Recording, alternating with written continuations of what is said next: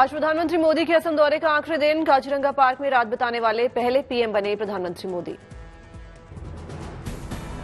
PM Modi ने काजीरंगा राष्ट्रीय उद्यान की सैर की। वन्य जीवों का पीएम मोदी ने किया दीदार। ईटानगर में आयोजित होने वाले विकसित भारत विकसित नॉर्थ ईस्ट प्रोग्राम में हिस्सा लेंगे पीएम मोदी। 20 विकास परियोजनाओं की रखेंगे आधारशिला। 825 करोड़ की लागत से तैयार दुनिया की सबसे लंबी 2 लेन की सेला सुरंग का उद्घाटन करेंगे पीएम मोदी। तवांग को हर मौसम में कनेक्टिविटी प्रदान करेगी सेला टनल। दोपहर करीब 12:15 पर जोरहाट जाएंगे पीएम मोदी। विशाल जनसभा को संबोधित करेंगे प्रधानमंत्री मोदी। असम को पीएम मोदी देंगे करीब 18,000 करोड़ रुपए की सौगात। करेंगे कई परियोजनाओं का लोकार्पण और शिलान्यास। जोरहाट में अहोम साम्राज्य के जनरल लचित बोरफुकन की 125 फुट ऊंची प्रतिमा का उद्घाटन करेंगे प्रधानमंत्री मोदी। पीएम आवास योजना के तहत लाभार्थियों को देंगे घर।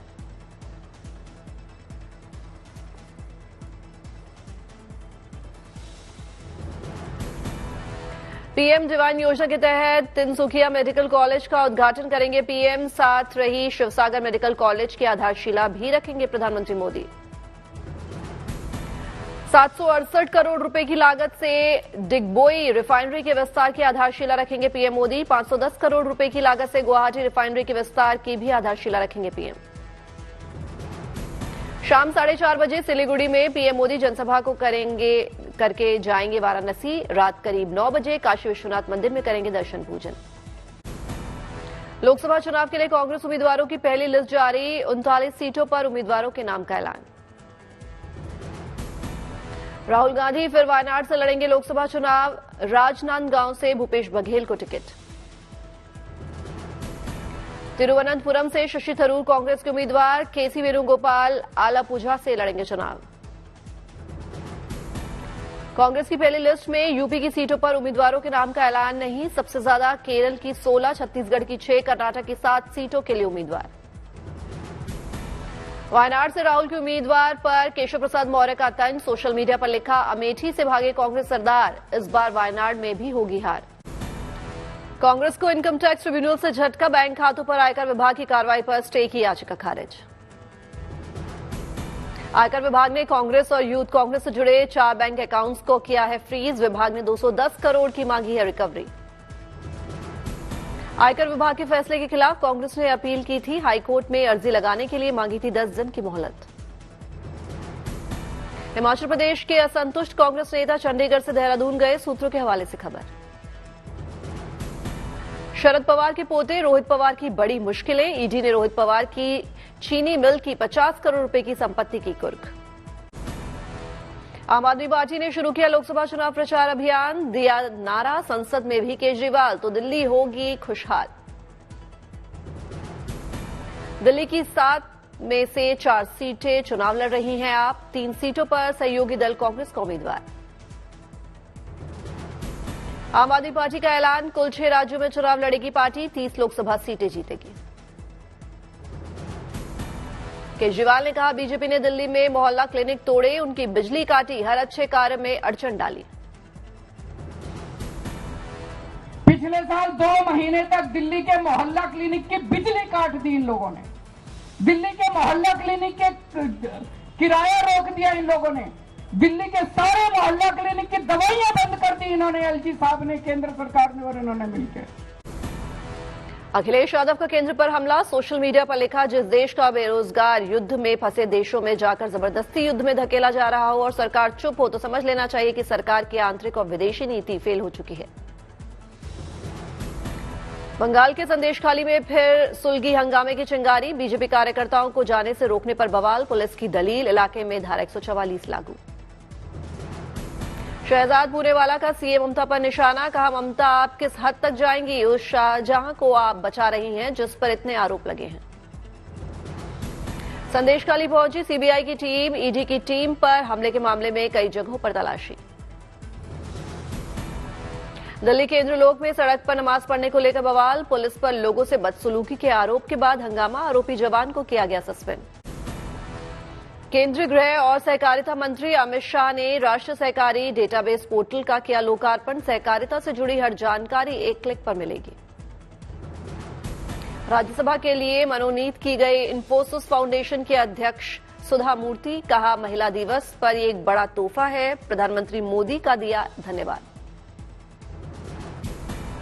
भारत के विदेशी मुद्रा भंडार में 655 करोड़ डॉलर की बढ़ोतरी, 62,563 करोड़ डॉलर हुआ विदेश मुद्रा भंडार, रिजर्व बैंक ने जारी किया आंकड़ा। सचिन तेंदुलकर ने सोशल मीडिया में श्रीनगर यात्रा की तस्वीरें की शेयर। पिछले महीने परिवार सहित गए थे शंकराचार्य मंदिर। बॉर्डर पर भारतीय सैनिकों की संख्या बढ़ने से बौखलाया चीन, कहा ज्यादा सैनिकों से कम नहीं होगा तनाव। महाराष्ट्र की सीट शेयरिंग को लेकर अमित शाह के आवास पर हुई बैठक। सीएम शिंदे, फडणवीस, अजीत पवार रहे मौजूद। महाराष्ट्र में अजीत पवार को मिल सकती है 4 सीट, एकनाथ शिंदे गुट 12 सीटों पर लड़ सकती है चुनाव। लोकसभा सीटों के दलों के लिए खींचतान, सीट बंटवारे को लेकर महाविकास अघाड़ी की बैठक आज। उद्धव ठाकरे ने केंद्रीय मंत्री नितिन गडकरी को दिया खुला ऑफर, कहा बीजेपी छोड़ दे, एमवीए से चुनाव लड़े। देवेंद्र फडणवीस का उद्धव को जवाब, कहा उद्धव की पार्टी केवल बैंड बाजा के साथ बची है, जब महाराष्ट्र के उम्मीदवारों की चर्चा होगी तो सबसे पहला नाम गडकरी का होगा। आम चुनाव से पहले पेट्रोल डीजल के दाम कम कर सकती है सरकार, आज केंद्रीय मंत्री हरदीप पुरी करेंगे प्रेस कॉन्फ्रेंस। एक देश एक चुनाव के मुद्दे पर विधि आयोग चुनाव के ऐलान से पहले 15 मार्च तक अपनी रिपोर्ट केंद्र सरकार को सौंपेगा, सूत्रों के हवाले से खबर। सूत्रों के मुताबिक विधि आयोग 2029 के मध्य में देश में एक साथ लोकसभा, राज्य विधानसभाओं और स्थानीय निकाय चुनाव कराने की सिफारिश कर सकता है। केंद्रीय मंत्री आरके सिंह का बयान, कहा 2024 लोकसभा चुनाव लड़ूंगा और आरा से ही लड़ूंगा। 2-3 दिनों में एनडीए सीट शेयरिंग का ऐलान कर दिया जाएगा। सीएम योगी का दौरा, आज गोरखपुर में एनसीसी प्रशिक्षण अकादमी का करेंगे शिलान्यास। जौनपुर और चंदौली में भी करेंगे विकास परियोजनाओं का लोकार्पण। लालू यादव के पीएम के खिलाफ बयान पर विपक्ष गठबंधन में उठी आवाज। अमर अब्दुल्ला बोले, ये सेल्फ गोल, ऐसे बयानों से बचना चाहिए था। या तो हम सेल्फ गोल करते हैं या गोल के आगे से हम गोलकीपर को हटा के मोदी साहब से कहते हैं ना लाओ कर लो स्कोर। अब परिवार पे हमने खुल्लम खुल्ला उनको गोल दे दिया और उन्होंने मौके का इस्तेमाल किया और बड़े तरीके से किया। कहा कि मोदी उनका है जिनका कोई नहीं, और हमारे पास इसका जवाब ही नहीं है। जम्मू कश्मीर में इंडिया गठबंधन में दरार, पीडीपी ने दिया अकेले चुनाव लड़ने के संकेत। नेशनल कॉन्फ्रेंस पर महबूबा मुफ्ती ने फोड़ा ठीकरा। बिहार में चिराग पासवान की पार्टी को मिल सकती है 5 सीटें, सूत्रों की खबर। विदेश से सीएम नीतीश के लौटने के बाद हो सकता है आधिकारिक ऐलान। लोक जनशक्ति पार्टी रामविलास ने 6 लोकसभा और 1 राज्यसभा सीट की मांग की है। सूत्रों के मुताबिक लोकसभा चुनाव के बाद राज्यसभा सीट को लेकर विचार किया जाएगा। सवाई माधोपुर में आरोग्य मेले का आयोजन, 4 दिवसीय मेले में मिलेगी आयुर्वेद, यूनानी, होम्योपैथी, योग और प्राकृतिक चिकित्सा के विशेषज्ञों से निःशुल्क जानकारी। पब्लिक के लिए आज से खुला बेंगलुरु का रामेश्वरम कैफे। लोगों की सुरक्षा सुनिश्चित करने के साथ नए कलेवर में खोला गया ये कैफे। दक्षिण एशिया में पहली बार दिल्ली के अपोलो हॉस्पिटल में बिना दर्द 30 मिनट में हो सकेगी ब्रेन ट्यूमर सर्जरी। इस टेक्निक की शुरुआत radio surgery platform zap x ने की है।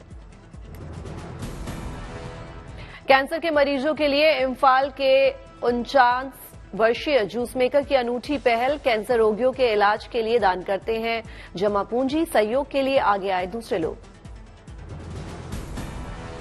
गोरखपुर में अंतर्राष्ट्रीय महिला दिवस के मौके पर ग्रामीण महिलाओं को सौगात। सीएम योगी ने 221 महिलाओं को मुफ्त सिलाई मशीनें की वितरित।